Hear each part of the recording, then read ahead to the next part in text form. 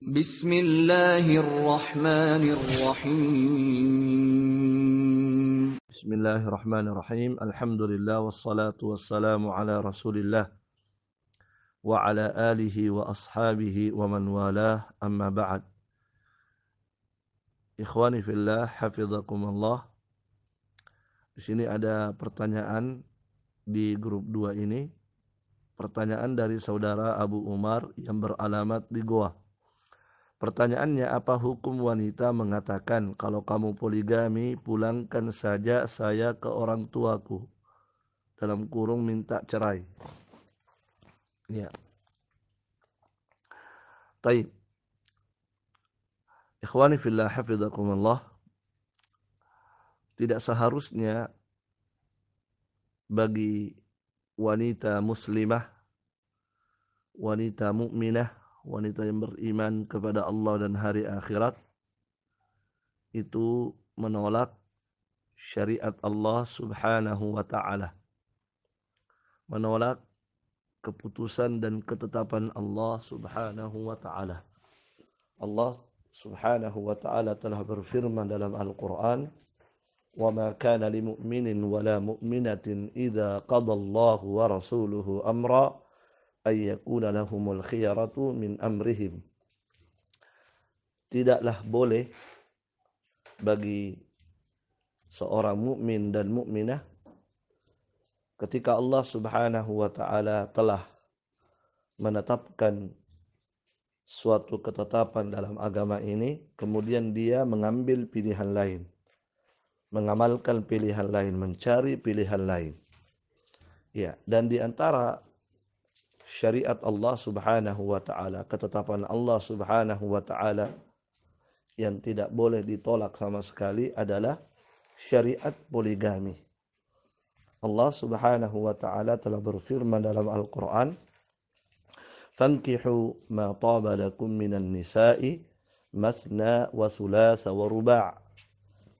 Maka menikahlah kalian, wahai para laki-laki, dengan sebagian wanita yang baik untuk kalian, 2, 3, atau 4. Ya, bahkan dalam ayat ini kalau kita lihat, Allah subhanahu wa ta'ala justru memerintahkan kepada laki-laki untuk poligami. Ya, oleh karena itu sebagian ulama ada yang berkata al-aslu fin nikahi at-ta'addud.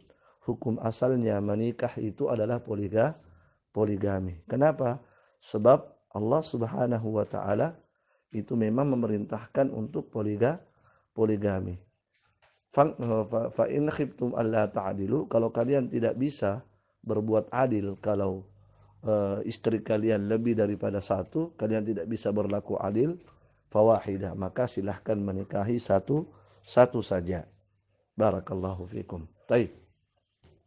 Nah, ketika kita telah memahami bahwa poligami adalah syariat Allah subhanahu wa ta'ala berdasarkan ayat yang sangat jelas tadi, kalau begitu tidak diperbolehkan bagi siapapun untuk menolak syariat ini. Ya, apalagi sampai-sampai dia meminta cerai. Ya, apalagi dia sampai meminta cerai, ya, padahal tidak ada alasan yang syar'i. Tidak ada alasan syar'i, dan meminta cerai hanya gara-gara suaminya mau poligami, itu bukan alasan syar'i. Barakallahu fikum.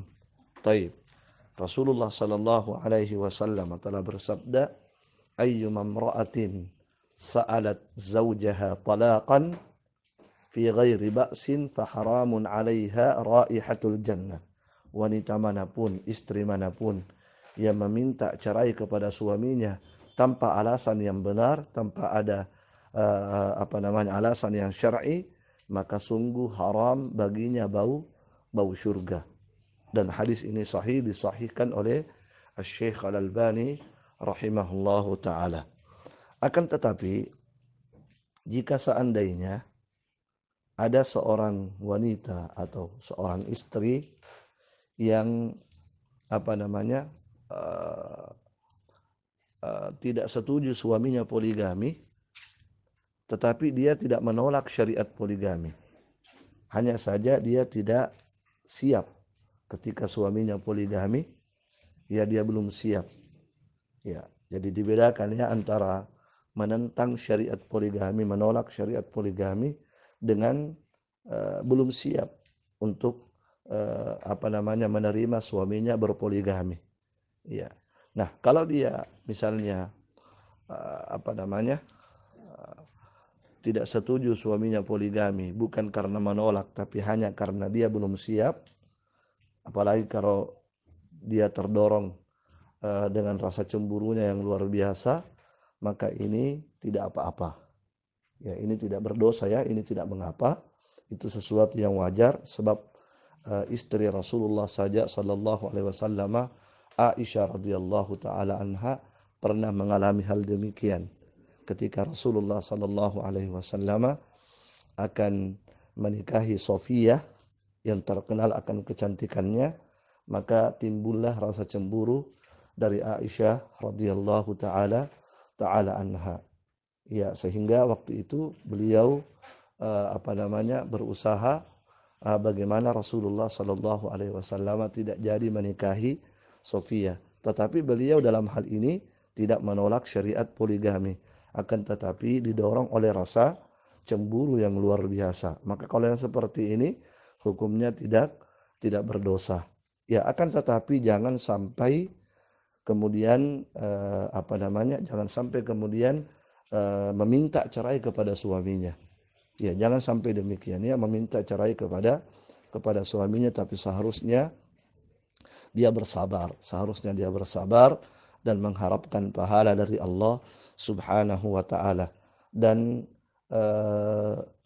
yang terbaik bagi dia adalah mengingat firman Allah Subhanahu wa taala. Allah telah berfirman dalam Al-Qur'an, wa asa an takrahu syai'a fahuwa khairul lakum. Boleh jadi ya kamu membenci sesuatu, tidak menyukai sesuatu itu, namun ternyata itu yang lebih baik bagimu. Masya Allah, ini firman Allah Subhanahu wa taala. Boleh jadi sesuatu itu kamu tidak senangi, namun ternyata di kemudian hari itu mendatangkan kebaikan bagimu.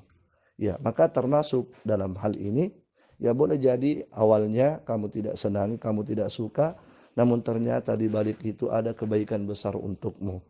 Ya, contoh misalnya ketika awalnya Anda tidak suka, kemudian akhirnya terlaksana ya. Ketika terlaksana ternyata Anda jauh lebih baik daripada istri kedua. Ada sifat-sifat yang terpuji pada diri Anda di mana tidak ada pada istri yang kedua. Sehingga apa? Sehingga suami akan lebih cinta kepada Anda daripada yang kedua.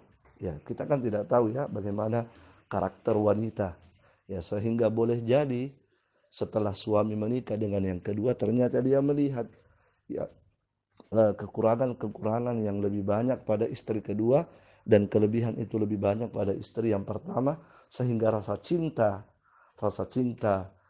suami Anda itu jauh lebih besar kepada istri pertamanya. Wallahu a'lam bishawab. Jadi kami nasihatkan kepada para wanita muslimah untuk senantiasa bersemangat dalam mengamalkan syariat Allah Subhanahu wa taala dan bertakwa kepada Allah Subhanahu wa taala, dan istislam, ya pasrah dan tunduk terhadap syariat Allah Subhanahu wa taala, dan mengharapkan pahala di balik itu dari Allah Jalla wa ala. Wallahu a'lam bishawab.